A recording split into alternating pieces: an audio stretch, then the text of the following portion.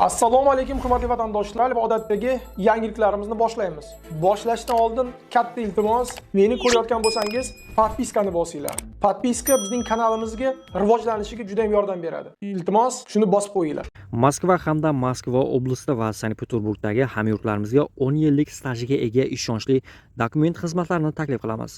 Registratsiya va uni продление qilish, трудовой договор, уведомление, spravkalar, проверка bazalar xizmatlari mavjud. Muhim eslatma, Amina ilovasi to'liq ishlamaganligi sababli registratsiya qilmaganlar zudlik bilan ushbu xizmatdan foydalaning. Hoziroq ekrandagi raqamlarga qo'ng'iroq qiling yoki WhatsAppdan yozing. Rossiyada mehnat qilayotgan millionlab vatandoshlarimizning hamyoni hisob-kitob qilindi. Rossiyadan musofirlarning qora qozoni qaynashiga jiddiy ta'sir qiladigan yana bir sovuq xabar keldi. Rossiya Davlat dumasiga migrantlarning har bir xalqaro bank o'tkazmasi uchun 3% miqdorida qo'shimcha yig'im undirishni nazarda tutuvchi yangi qonun loyihasi kiritildi. Ushbu keskin tashabbus bilan Spravedlivaya Rossiya partiyasi rahbari Sergey Mironov chiqdi. Uning iddaosiga ko'ra, Rossiyadagi migrantlarning aksariyati go'yoki soliq to'lamaydi. Biroq mamlakatdan ulkan miqdordagi mablag'larni chiqarib, Markaziy Osiyo davlatlari iqtisodiyotga yo'naltirilmoqda.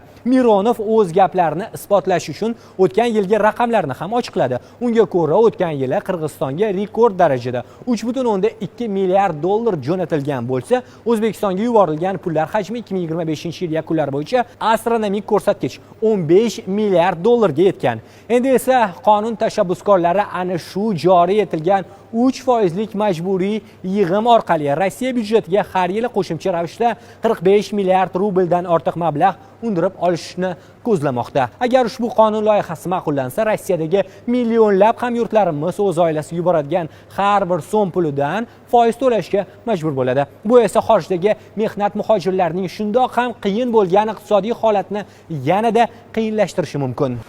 Podmoskvada 2 kishining o'limiga sabab bo'lgan narkotiklarni sotishda gumon qilinib, Markaziy Osiyo respublikalaridan birining 3 nafar fuqarosi qo'lga olindi. Qo'lga olingan xorijliklar 23 dan 34 yoshgacha. IIV viloyat bosh boshqarmasi vakili Tatyana Petrova ma'lum qilishicha, fojia 27-iyun kuni Salnishnogorsk yaqinidagi Bakeyeva posyolkasida yuz bergan. U yerda ijaraga olingan uyda bir guruh yoshlar tug'ilgan kunni nishonlayotgan edi. Narkotiklar iste'mol qilinishi natijasida 2 nafar mehmon voqea joyida vafot etgan. Yana bir necha kishi og'ir ahvolda shifoxonaga yotqizilgan. Uyni ko'zdan kechirish chog'ida ba'zi ishtirokchilardan birida metadon topildi. Ushbu erkakka nisbatan tergovchilar jinoyat ishi qo'zg'atishdi.